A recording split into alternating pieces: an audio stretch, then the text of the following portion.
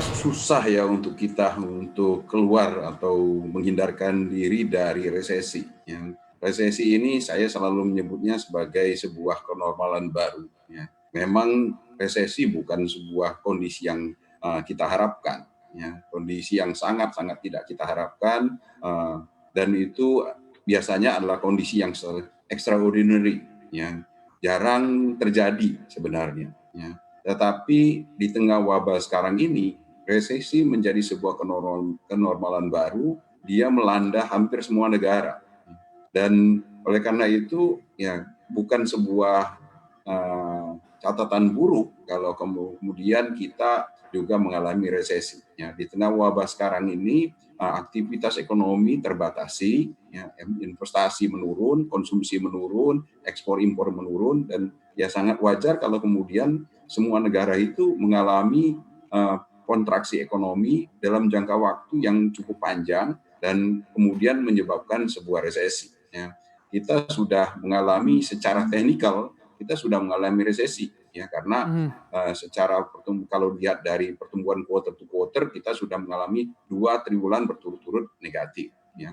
Tetapi kita masih menunggu nih triwulan ketiga, apakah kita akan kembali negatif? Kalau negatif, ya kita secara official kita bisa dinyatakan sebagai sudah mengalami resesi.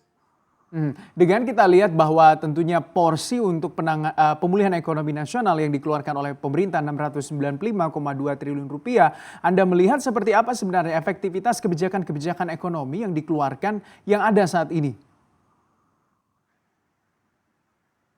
Kebijakan-kebijakan yang dikeluarkan oleh semua negara, termasuk juga yang dikeluarkan oleh Indonesia sebesar 695 triliun yang sudah dianggarkan, itu kalau dalam pandangan saya bukan untuk menyelamatkan negara tersebut, bukan untuk menyelamatkan Indonesia dari resesi, tetapi untuk menyelamatkan masyarakat dan menyelamatkan perekonomian agar supaya tidak kolaps ya di tengah wabah. Jadi lebih bersifat untuk meningkatkan ketahanan masyarakat, ketahanan dunia usaha, agar supaya ketika wabah nanti berlalu, maka mereka siap untuk bangkit kembali. Jadi bukan untuk menghindari resesi. Kalau ukurannya adalah untuk menghindari resesi, berarti kebijakan-kebijakan yang diambil oleh Amerika Serikat, oleh Jepang, oleh Korea Selatan, itu semuanya kita bisa nilai menjadi tidak efektif. Padahal memang bukan itu tujuannya. Tetapi tujuannya adalah untuk menyelamatkan masyarakat dan menyelamatkan perekonomian. Mereka bisa tetap stay alive, tetap bertahan di tengah wabah, sehingga nanti ketika kita sudah melalui wabah ini, kita bisa bangkit kembali dengan cepat. Pak Peter, per 6 Agustus 2020 ini anggaran yang 695,2 triliun rupiah baru terserap kurang lebih 21,75%. Padahal kita tahu saat ini government spending menjadi backbone juga untuk bisa recovery di kuartal 3 2020. Seperti apa Anda melihat penyerapan anggaran untuk pemulihan ekonomi nasional yang dikeluarkan oleh pemerintah? Singkat saja Pak.